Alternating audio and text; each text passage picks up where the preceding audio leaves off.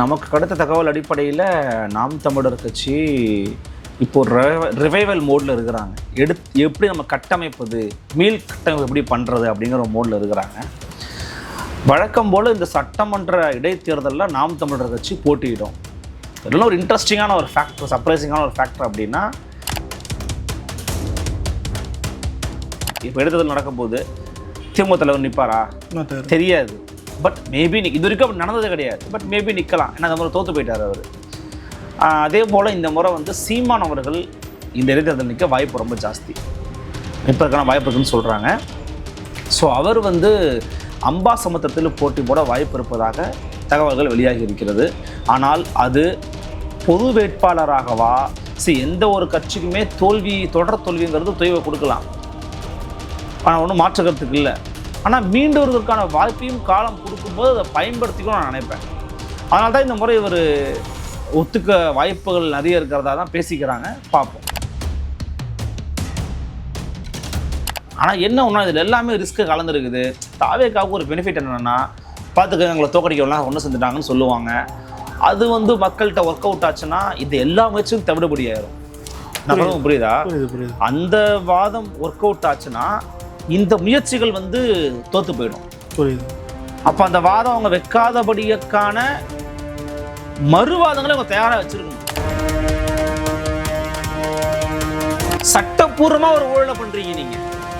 சட்டப்பூர்வமான ஒரு ஊழல் தான் இப்போ அவங்க பண்ணிக்கிட்டு இருக்கிறது. எப்படிங்க அலோவ் பண்ண முடியும்?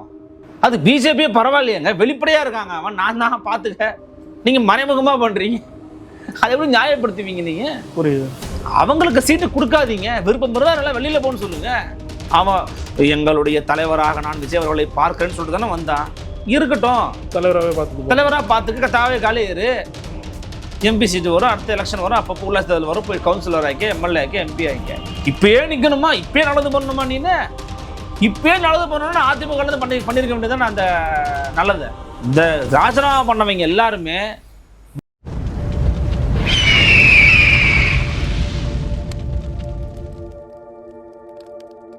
அரசியல் கருத நேயர்களுக்கு வணக்கம். இன்று நம்மோது இணையும் சிறப்பு விருந்தினர் ஊடகவியலாளர் அருண்மொழிவர்மன் அவர்கள். சார் வணக்கம். வணக்கம் சார். இது வரைக்கும் 6 தொகுதிகளில் இடைத்தேர்தல் வரலாம் அப்படின்னு சொல்லிட்டு எதிர்பார்த்துட்டு இருக்கோம். ஆனால் அது 6லேருந்து 10 கூட மாறலாம் அப்படின்னு சொல்லிட்டு எதிர்பார்க்கப்படுகிறது. மறுபக்கம் பார்த்தீங்கன்னா அதிமுகலேருந்து விலகி தாவேக்கால இணைந்தவங்களுக்கு மீண்டும் அந்த இடத்துல போட்டியிட வாய்ப்பு மறுக்கப்படும் அப்படின்னு சொல்லிட்டு ஒரு செய்தி ஒரு பக்கம் வெளியாகுது. திமுக எந்த அளவுக்கு எஃபிஷியண்டாக செயல்படுவாங்கன்னு தெரியல. நாம் தமிழரோட ரோல் என்னவா இருக்கும் அப்படின்னு சொல்லிட்டு நினைக்கிறீங்க? நமக்கு கிடைத்த தகவல் அடிப்படையில் நாம் தமிழர் கட்சி இப்போ ரிவைவல் மோடில் இருக்கிறாங்க. எப்படி நம்ம கட்டமைப்பது, மீள் கட்டமைப்பு எப்படி பண்ணுறது அப்படிங்கிற மோடில் இருக்கிறாங்க. வழக்கம் போல் இந்த சட்டமன்ற இடைத்தேர்தலில் நாம் தமிழர் கட்சி போட்டியிடும். இதெல்லாம் ஒரு இன்ட்ரெஸ்டிங்கான ஒரு ஃபேக்டர், சர்ப்ரைசிங்கான ஒரு ஃபேக்டர். அப்படின்னா எப்போதும் இடைத்தேர்தலில் பெரும்பாலும் அந்த கட்சியின் தலைவர்கள் பெரும்பாலும் நிற்க மாட்டாங்க. இப்போ இடைத்தேர்தல் நடக்கும்போது திமுக தலைவர் நிற்பாரா தெரியாது. பட் மேபி இது வரைக்கும் அப்படி நடந்தது கிடையாது. பட் மேபி நிற்கலாம். ஏன்னா அந்த முறை தோற்று போயிட்டார் அவர். அதே போல் இந்த முறை சீமான் அவர்கள் இந்த இடைத்தேர்தல் நிற்க வாய்ப்பு ரொம்ப ஜாஸ்தி, நிற்பதற்கான வாய்ப்பு இருக்குன்னு சொல்கிறாங்க. ஸோ அவர் அம்பாசமுத்திரத்தில் போட்டி போட வாய்ப்பு இருப்பதாக தகவல்கள் வெளியாகி இருக்கிறது. ஆனால் அது பொது வேட்பாளராகவா அல்லது பொது வேட்பாளர்னா எப்படின்னா திமுக அதிமுக அந்த இடத்துல சாஃப்டன் ஆவாங்க, போட்டியிட மாட்டாங்க, விலகிடுவாங்க. அப்படி இருக்கும்போது பொது வேட்பாளர் நின்னாருன்னா, இப்போ ஃபார் எக்ஸாம்பிள் அம்பாசமுத்திரத்தில் யாராலும் போட்டிட்டாங்க போன வாட்டி? திமுக, அதிமுக, நாம் தமிழர் கட்சி, தாவேக்கா போட்டி போட்டாங்க. இன்னும் இதர சின்ன சின்ன கட்சி எல்லாரும் போட்டி போட்டிருக்கலாம் சொல்கிறேன். இப்போது திமுக அதிமுக இல்லை அவங்களோட பேருக்கு விழுந்த ஓட்டு யாருக்கு விழும்? தாவேக்காக்கு எதிராக தான் விழும். தாவேக்காக்கு எதிராக விழும். இன்னொன்று, அம்பாசமுத்திரத்தில் மக்கள் யாருக்கு வாக்களிச்சாங்கன்னா அதிமுக வாக்களிச்சாங்க.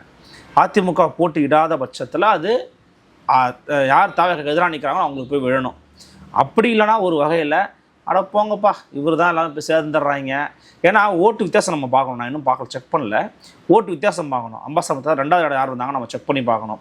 அப்படிலாம் பார்த்தீங்கன்னா தாவேக்காவுக்கு ஒரு தாவேக்கா ஜெயிப்பதற்கான வாய்ப்பு எஜ்ஜு எல்லா தொகுதிகளும் இருக்க தான் நான் பார்க்குறேன். எப்போதுமே இடைத்தேர்தலை பொறுத்த வரைக்கும் ஆளுங்கட்சி ஜெயிச்சிடும். அது ஒரு ஃபேவரட்டிசம். அது ஆக்சுவலி மக்களுக்கு என்ன ஆகும்னா, அவங்க ஜெயிச்சிட்டாங்க, இன்னும் 10 இடம் தானே வேணும். நீங்களே சொன்னீங்க 8 10 மாறும்னு, 4 10 மாறும். கட்டாயம் 10 மாறும். நீங்கள் வெயிட் பண்ணி பாருங்கள். 10 மாறும் என்ன 118 வந்துடும். போதும். 117 வந்தாலே போதுங்க. 117 வந்துருச்சுன்னா ஏதோ ஆதரவு கொடுக்குறாங்கல்ல விசிகா, ஸ்ட்ராங்கான கவர்னன்ஸ். இப்போ மதிமுக போகுதாங்க. துரதிருஷ்டவசமானது, நான் உதய சொல்ல நின்று விட்டேன் அப்படின்றாரு துரை வைகோ போய் மீட்டிங்கே போயிட்டு வந்துடுறாரு. நல்லா திமுகவோட நல்லா இது பண்ணிட்டு இப்போ அந்த மாதிரி அங்கே போகிறாங்க. Right, okay. இவங்களெல்லாம் ஆதரவு கேட்கவே இல்லை. சிபிஐ சிபிஎம் விசிகாவது ஆதரவு கேட்டாங்க, ஐஎம்எல் கேட்டாங்க. உங்களை யார் கேட்டா? அழையா விருந்தாளி மாதிரி போகிறீங்க, போங்க. அது கட்சியே காலியாக போச்சு. அதனால் இப்போ அங்கே போய் என்ன பண்ண போகிறாங்கன்னு தெரில. ஆனால் இந்த முறை இடைத்தேர்தல்களில் ஒரு சுவாரஸ்யமான விஷயங்கள், பல விஷயங்கள் நடக்க போகுது. அதில் ஒன்று பார்த்தீங்கன்னா, நான் திமுக தலைவரும் போட்டியிட வாய்ப்பு இருக்கிறதா நான் நினைக்கிறேன். ஸ்டாலினும் போட்டியிட வாய்ப்பு இருக்குது. மேபி திருச்சி கிழக்கில் அவர் போட்டி போடலாம். திருச்சி கிழக்கில் அவர் நின்னான்னு வச்சுக்கோங்களேன், எப்படி இருக்கும் யோசிச்சு பாருங்கள். திருச்சி கிழக்கில் இனிகோ தான் தோற்று போயிட்டார். இனிகோ தோற்று போன இடத்துல திமுக நின்று மற்றவங்கெல்லாம் பேக் வாங்கினாங்கன்னா ஸ்டாலின் ஈஸியாக ஜெயிப்பார். எப்படி சொல்கிறீங்க? வாய்ப்பு இருக்குல்ல, வாய்ப்பு இருக்குது. இன்னொன்று ஸ்டார் கேண்டர் தொகுதியாக மாற்றிட்டார் விஜய் அவர்கள். அப்போ அந்த இடத்துல நான் ஜெயிக்கிறேன்னு அவர் நிற்கலாம். அவர் ஒரு சிறுபான்மை சாதி அடிப்படையில் பார்த்தீங்கன்னா ஸ்டாலின் அவர்கள் எந்த பெரிய சாதி பொங்கலும் கிடையாது அவருக்கு. அம்பாசமுத்திரத்தில் இவர் சீமான் ஒரு நிற்கிறேன்னு சொன்னாருன்னா மற்றவங்க மேபி சாஃப்டன் ஆகலாம், திமுக சப்போர்ட் பண்ணலாம். இல்லை, எனக்கு அதில் தான் சார் ஒரு கேள்வி. இப்போ பொது வேட்பாளராக சீமான் அவர் களமிறக்கப்படுகிறார் அப்படின்னு சொன்னால் சில அட்ஜஸ்ட்மெண்ட்ஸ் பண்ணி தானே ஆகணும். ஆளுங்கட்சிக்கோ இல்லை எதிர்கட்சிக்கோ இல்லை தனக்கு ஆதரவு தந்த கட்சிகளுக்கோ அப்படி ஒரு சிக்கல் இருக்குல்ல? இல்லை, அந்த சிக்கல் அவங்க ஃபேஸ் பண்ணி தான் ஆகணும், வேறு வழி கிடையாது. இப்போ என்ன நீங்கள் கேட்க வரீங்கன்னா சுற்றி வலிச்சு ஒன்று தான் கேட்க வரீங்க. அப்போ விஜய் எதிர்ப்பதற்கு திமுகவோட கூட்டணி வைக்கிறாரா சீமான்னு கேட்குறீங்க, அதானே? ரைட். அதான் உங்களுடைய கேள்வியின் சுருக்கம். கலை யதார்த்தப்படி பார்த்தீங்கன்னா அதை ஆமான்னு தான் சொல்ல தோணும் நமக்கு. சரியா தவறான்னு போகும்போது இல்லை, சரியா தவறான்னா இப்போ நேரடியாக நீங்கள் கிட்டத்தட்ட என்ன சொல்கிறதுனா, திமுகவும் அதிமுகவும் அலைன்ஸ் சேர்க்க ட்ரை பண்ணாங்கன்னு ஒரு டாக் ஒன்று ஓடிச்சுன்னு சொல்லுவோம்ல. ஆமாம். அரசியல் ரீதியாக சரியா தப்பா? தப்பு தான். அரசியல் ரீதியாக சரி. அரசியல் ரீதியாக அப்படி வைக்கிறதுல உங்களுக்கு என்னங்க பிரச்சனை தான்? நீங்கள் அவங்களோட கொள்கை கோட்பாடு சித்தாந்தம்லாம் பார்க்காதீங்க. அரசியல் ரீதியாக வாய்ப்பு இருக்கு. ஃபார்ம் அ கவர்மெண்ட், வாய்ப்பு இருக்கு. To form a stable government, one party or 1% needs 118 support from anybody. Right. நீ இப்போ முதலமைச்சர் ஆகணுமா? இப்போ சரண் முதலமைச்சர் ஆகணும்னா சரண் போய் எனக்கு 118 பேர் ஆதரவு அளிக்கிறாங்க, எனக்கு முதலமைச்சர் ஆகணும்னு ஆளுநர் கடிதம் கொடுத்தீங்கன்னா செக் பண்ணிட்டு உங்களை ஆக்குவார். 118 எம்எல்ஏ இருக்கான்னு செக் பண்ணுவார், அவ்வளோதான். அந்த மாதிரி தான் ஒரு வேளை இவர் எம்எல்ஏ ஆகணும். என்ன இப்போ ரீசெண்டாக அனிதா ராதாகிருஷ்ணன் போய் சீமானோட வீட்டுக்கு போய் இந்த தாயமான்ஸ் எல்லாம் கொடுத்தாரு இல்லையா? சில திமுக ஆதரவாளர்கள் முக்கிய பொறுப்பாளர்கள் சீமானுக்கு ஆதரவான கருத்துக்களை பதிவாங்க. ஸோ அதெல்லாம் வச்சு ஆனால் 2 விஷயம் இருக்குங்க என்னை பொறுத்த வரைக்கும். அப்படி பண்ணுறது பர்சனலாக என்ன கேட்டிங்கன்னா மேபி நெகட்டிவாக கூட போய் முடியலாம். ஒருவேளை தோல்வி அடைஞ்சாருன்னு வச்சுக்கோங்களேன், இன்னும் பெரிய நெகட்டிவாகவும் மாறும். பாசிட்டிவ்னா அவர் ஜெயிச்சா அவர் எல்லாமே பாசிட்டிவ் ஆகிடும். ஆனால் என்ன ஒன்றுனா திமுக ஆதரவோட தான் பண்ணார் அப்படிங்கிற ஒரு பிராண்டை தாவேக்கா ரொம்ப ஸ்ட்ராங்காக செட் பண்ணுவாங்க. ஒருவேளை ஜெயிச்சாருன்னா, தோத்துட்டாருனாலும் பிரச்சனை, ஜெயிச்சாலும் பிரச்சனை. இதில் ரெண்டுமே இதில் அடங்கியிருக்குது திரு சீமான் அவர்களுக்கு. ஸோ என்ன முடிவு எடுக்க போகிறாருன்னு தெரியல. பட் எனக்கு தெரிஞ்சு திரு சீமான் அவர்கள் பொது வேட்பாளராக இது பொறுத்து ஒத்துக்கிறதுக்கும் வாய்ப்பு குறைவு தான். அவர் அதை அந்த இடத்துல திமுக எதிர்ப்பையே அவர் பேசணும்னு விரும்பலாம், தாவேக்கா எதிர்ப்பையே அவர் பேசணும்னு விரும்பலான்னும் போது என்ன முடிவுனா அவர் எடுக்கலாம். இறுதி முடிவு அவருடையது தான். அந்த கட்சியை பொறுத்து இறுதி முடிவு அவருடைய முடிவு தான். ரைட். இப்போ களம் எப்படி போகுதுங்கிறது இன்னும் கொஞ்சம் நாள் கழிச்சு நீங்கள் பார்க்கணும். இடைத்தேர்தல் வருதுன்னு வச்சுக்கோங்களேன், அது வரைக்கும் இந்த தாவேக்கா அரசனுடைய செயல்பாடுகள் எப்படி இருக்குது, அதில் ஏதாவது பாயிண்ட்ஸ் கிடைக்குதா எதிர்ப்பதற்கு, அப்புறம் நீங்கள் செக் பண்ணணும்ல. அதாவது செக் பண்ணி தான் நீங்கள் முடிவு எடுக்க முடியும். அதை பொறுத்திருந்து தான் நம்ம பார்க்கணும். எனக்கு என்ன கேள்வினா, இப்போது ஸ்டாலின் அவர்களாக இருக்கட்டும் இல்லை சீமான் அவர்களாக இருக்கட்டும், இடைத்தேர்தலில் போட்டிட்டு இன்கேஸ் தோல்வியை தழுவுறாங்கன்ற பட்சத்தில் அது மிகப்பெரிய ஒரு பேக் ஃபயரை தானே ஏற்படுத்தும் அந்த பார்ட்டிக்கு மொத்தமாக பார்க்கணும். இல்லைங்க, செட்பேக்குன்றது எல்லா கட்சிக்குமே இப்போது திமுகவுக்கும் செட்பேக் தான் ஏற்பட்டிருக்கு, அதிமுகவுக்கும் ஏற்பட்டிருக்கு. இயங்கலையா அவங்க? இயங்குறாங்க. அதிமுக தான் கொஞ்சம் ரொம்ப இதுவாக இருக்கிறாங்க. நீங்கள் நல்லா யோசிச்சு பாருங்க. நான் உங்கள்கிட்ட பல முறை சொல்லியிருக்கேன், இன்றைக்கி இந்த அரசாங்கத்தில் இருக்க 2 பேருக்கு தான் நல்ல வாய்ப்பு இருக்குது. ஒன்று திமுக கழகம், இன்னொன்று நாம் தமிழர் கட்சி. ஏன்னா இவங்க 2 பேருக்கும் தான் ஐடியாலஜிக்கல் கிரிப் இருக்குதுன்னு நான் பல முறை சொல்லியிருக்கேன். அதை வச்சு தான் அவங்க கவுண்டர் பண்ண முடியும். புரியுது? அதுதான் அவங்களுடைய பேஸ்மெண்ட்டு, அதுதான் அவங்களுடைய அடிப்படை கட்டுமானம், அதுதான் அவங்களுடைய பிடிமானமாக இருக்குது. அதை வச்சு நீங்கள் ஃபைட் பண்ணும்போது தான் உங்களால் எதிர்க்க அந்த ஆளுங்கட்சி எதிர்ப்பதற்கான வலிமையை நீங்கள் உங்களுக்கு கூட்டிக்கிட்டே போக முடியும். அப்போ அதை பண்ணுறதுக்கான வேலையை அவங்க ரொம்ப ஃபாஸ்ட்டாக பண்ணாங்கன்னா எந்த தோல்வியும் உங்களை வந்து இது பண்ண முடியாது, ஆட்டி பார்க்க முடியாது. சரி, எந்த ஒரு கட்சிக்குமே தொடர் தோல்விங்கிறது தொய்வை கொடுக்கலாம், ஆனால் ஒன்றும் மாற்றுக்கிறதுக்கு இல்லை. ஆனால் மீண்டு வருவதற்கான வாய்ப்பையும் காலம் கொடுக்கும்போது அதை பயன்படுத்திக்கணும்னு நான் நினைப்பேன். அதனால தான் இந்த முறை இவர் ஒத்துக்க வாய்ப்புகள் நிறைய இருக்கிறதா தான் பேசிக்கிறாங்க. பார்ப்போம்.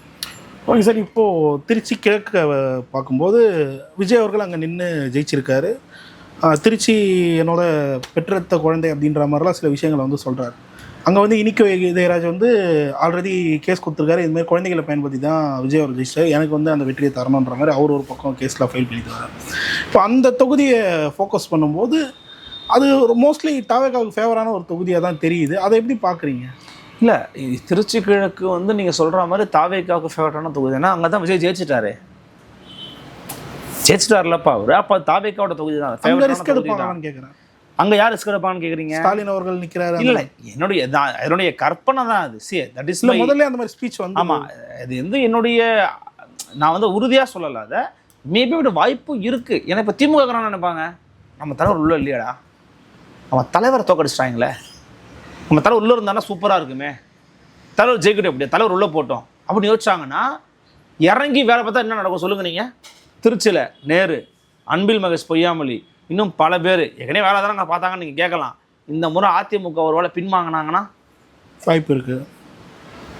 மற்றவங்களாம் கொஞ்சம் அப்படியே அமைதியாக இருந்தாங்கன்னா, ஒரு பெரிய லீடர் ஒருத்தர் வந்து போட்டி போகிறாருன்னும் போது எல்லாரும் குத்தனான்னு என்ன பண்ணுவீங்க? அப்போது எதையுமே நம்ம இப்போ கணிக்க முடியாது. முதலமைச்சராக இருந்தவர் திமுகவின் தலைவர் ஜெயிக்கணும்னு திமுக நினைக்காதா? ஜெயிப்பாங்க, நிச்சயம் நினைப்பாங்க. அப்போ அதை வந்து நீங்கள் வந்து நிராகரிச்சுட்டு போக முடியாதுங்கிறேன் நான். அப்படியான ஒரு முடிவு அவங்க எடுத்து அது வந்து ஒரு பாசிட்டிவாக போகிறதுக்கு கூட வாய்ப்பு இருக்குது. ஆனால் என்ன ஒன்றா இதில் எல்லாமே ரிஸ்க்கு கலந்துருக்குது. தாவேக்காவுக்கு ஒரு பெனிஃபிட் என்னென்னா, பார்த்துக்க எங்களை தோக்கடிக்கலாம் ஒன்று செஞ்சுட்டாங்கன்னு சொல்லுவாங்க.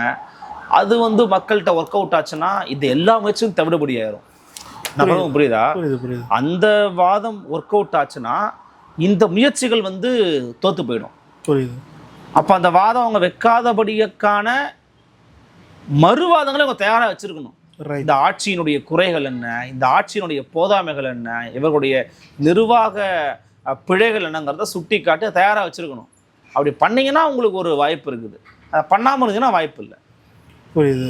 இப்போது இதை தொடர்ந்து இந்த ஜாதிவாரி கணக்கெடுப்பு இஷ்யூக்கு வருவோம் சார். திமுகவும் மத்திய அரசு எடுத்து தான் நாங்கள் எடுப்போம் அப்படின்னு சொல்லிட்டு சொன்னாங்க. இப்போ தாவேக்காவும் என்ன சொல்கிறாங்கன்னா, மத்திய அரசு எடுத்த பிறகு நாங்கள் சமூக நீதி கணக்கெடுப்பு எடுப்போம் அப்படின்னு கூடிய ஒரு விஷயத்தை வந்து சொல்கிறாங்க. நாம் தமிழர் கட்சி என்ன சொல்லிச்சுன்னா, நாங்கள் வந்து ஜாதிவாரி கணக்கெடுப்பு எடுக்கப்படும் அப்படின்னு சொல்லி சொன்னாங்க. அதே தான் தாவேக்காவும் சொல்லி இப்போ ஆட்சிக்கு வந்திருக்காங்க. ஆனால் வந்ததுக்கப்புறம் இப்போ அந்த கோலை தூக்கி மத்திய அரசு மேலே போட்டிருக்காங்க. எப்படி பார்க்குறீங்க? இல்லைங்க, அதாவது எனக்கு என்ன சொன்னீங்க? அதை சாதிவாரி கணக்கெடுப்பு எடுப்போம் அப்படின்னு சொல்லிட்டு நீங்கள் எடுக்கணும். இந்த பேரை மாற்றுறதெல்லாம் போன வாட்டியே திமுக பண்ணாங்க. என்ன பண்ணாங்க? சமூக நீதி மாடல், அப்புறம் அந்த மாடல் இந்த மாடல்லாம் பேசுனாங்க. இந்த பேரை மாற்றுறதெல்லாம் இருக்கட்டும், பேர் வச்சே சோறு வச்சாங்கிற கணக்கு தான் இது. நீங்கள் சமூக நீதி கணக்காகவும் என்ன எடுக்க போகிறீங்க? என்ன விஷயத்த வந்து இம்ப்ளிமெண்ட் பண்ண போகிறீங்க? சாதிவாரி கணக்கெடுப்பு தான் பண்ண போகிறோன்னு சொல்லிட்டு பண்ணுங்கள். அவங்க எடுத்தப்பறம் நாங்கள் எடுப்போம்னா அதுதான் திமுகவும் சொன்னாங்க. அந்த அறிவிப்பு மேபி ஒரு வரவேற்கத்தக்கதாக இருக்கலாம். பாமகவின் தலைவர் கூட அன்புமணி கூட வரவேற்றிருந்தார், வரலாற்று சிறப்புமிக்க பேசியிருந்தார். எப்போ எடுக்க போகிறீங்க, எப்படி எடுக்க போகிறீங்க, அதனுடைய இது என்ன, எதனுடைய எதை வச்சு வேலிடேட் பண்ண போகிறீங்க? நீங்கள் வேலிடேட் பண்ண போகிறீங்க சாதி வாரி கணக்கெடுப்புன்னு சொல்லுங்கன்றான். அதில் என்ன தப்பு இருக்குது? தவறான விஷயமும் ஒன்றும் கிடையாது. இடஒதுக்கீடுங்கிறது ஜாதி போல தான் நம்ம கொடுக்குறோம். ஜாதி வாரி கணக்கெடுப்புன்னு சொல்லுங்கள், சொல்லி எடுங்க. பீகார் இருந்து மத்திய சேர்த்தப்பறம் தான் எடுத்தாங்களா? இல்லை. அப்புறம் அது எனக்கு இவங்களுடைய ஒரு ஆசோசியேஷன் தெரியுது. நுணுக்கமாக பயன்படுத்துகிறாங்களாம், நுணுக்கமாக சில வேலைகளை பண்ணுறாங்களாம். அது மாதிரி இவங்க பண்ணிக்கிட்டு இருக்காங்க. எந்த வகையில் உங்களுக்கு பாசிட்டிவாக மாறுன்னு எனக்கு தெரியல. நாம் தமிழ் கட்சி இதை பேச பொருளாக மாற்றுவாங்கன்னு நினைக்கிறீங்க? ஏன்னா இவங்க இதில் இல்லை, அவங்க இன்றைக்கி பேச பொருளாக ஒரு விஷயத்த மாற்றிருக்கிறாங்க. நீங்கள் கவனிச்சிருப்பீங்க. நாம் தமிழ் கட்சி ஆமாம், இன்றைக்கி என்ன மாற்றிருக்கிறாங்கன்னா, இந்த நடுவர் மன்றத்தை மாற்றிருக்கிறாங்க. நடுவர் மன்ற மாற்றத்திறப்போ ஒரு நீண்ட அறிக்கை விட்டுருக்கிறாங்க. அந்த அறிக்கையில் அவங்க சொல்கிறது ஒன்று தான், மீண்டும் நடுவர் மன்றம் அமைக்க கோருவது என்பது பேரவலத்தின் உச்சமாக மாறும். ரொம்ப ரொம்ப ரொம்ப தவறான முடிவு, அவலமான ஒரு முடிவுன்றாங்க. திரு சீமானோட அறிக்கையில் எழுதியிருக்கிறார்.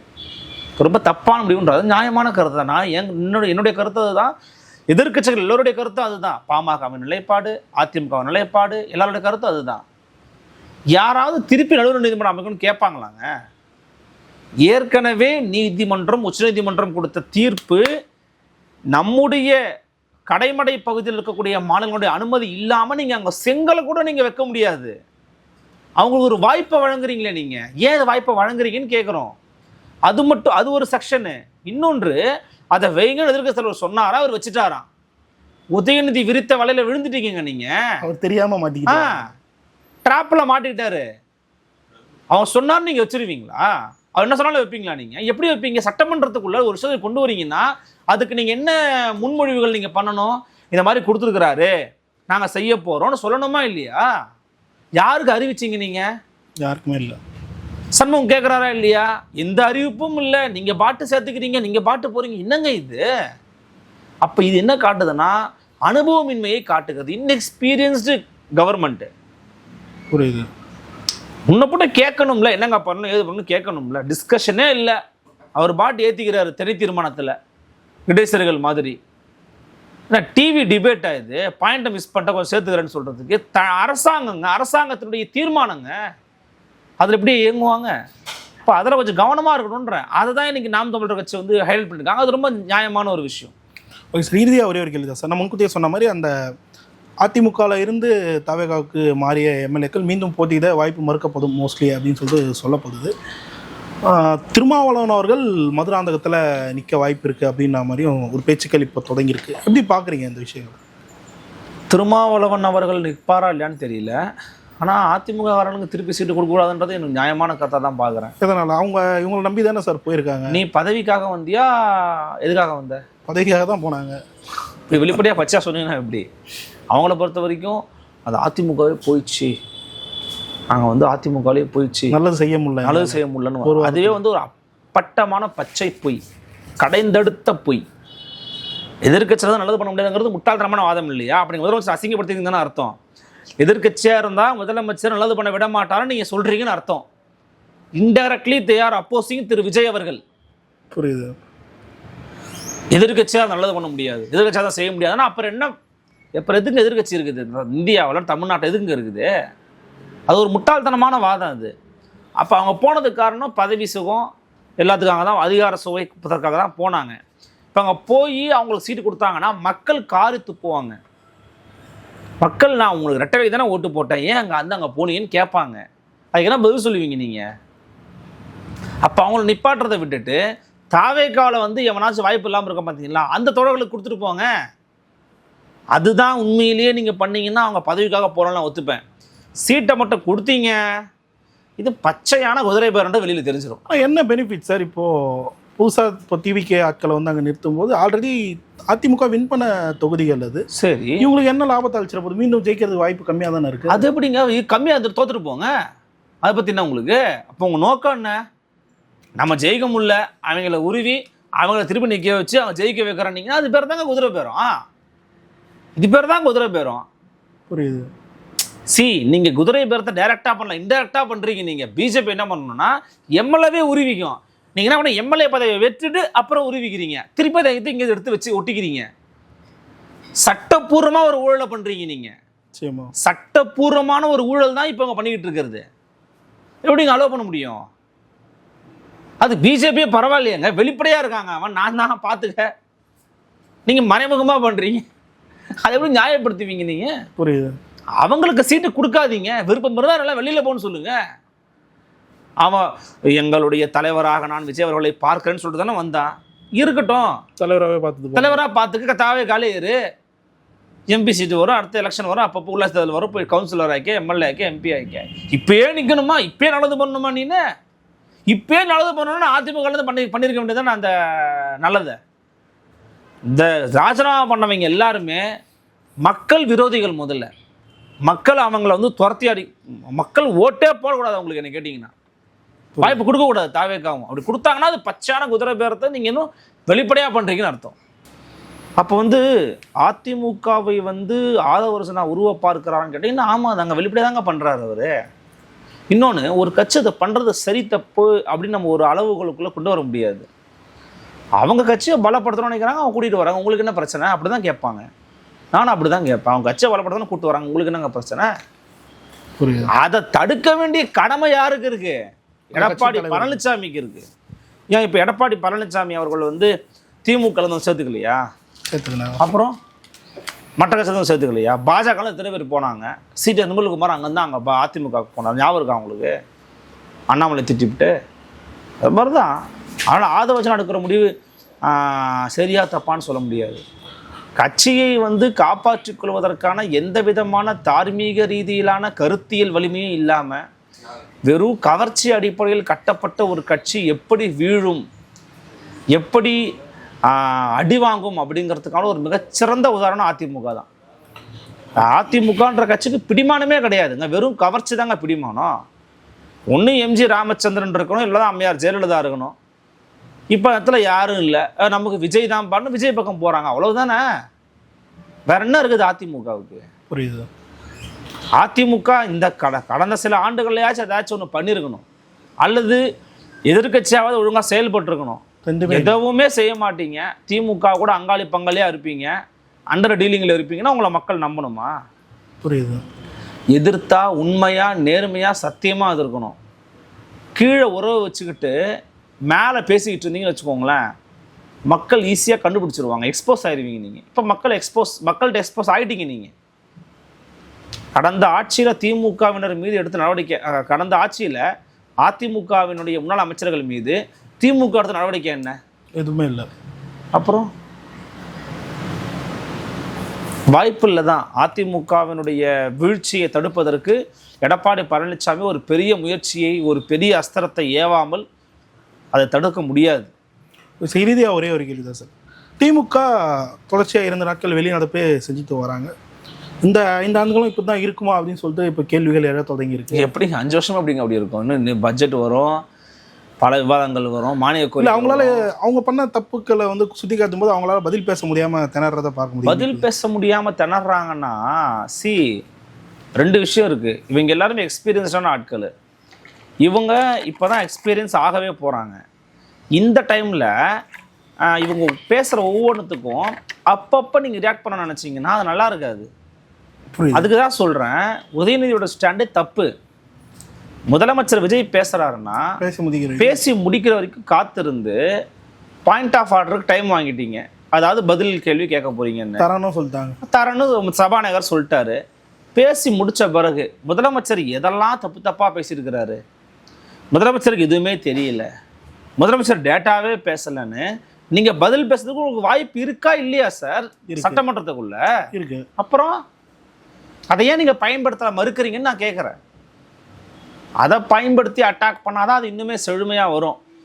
ஒரு முறையும் பண்ணிங்கன்னா மக்கள் மத்தியில் கடைசியில் நீங்கள் மக்கள் மத்தியில் ஓட்டு கேட்க போகிறீங்க, அவர் தான் ஸ்கோர் பண்ணுவார் மக்கள் மத்தியில். புரியுது.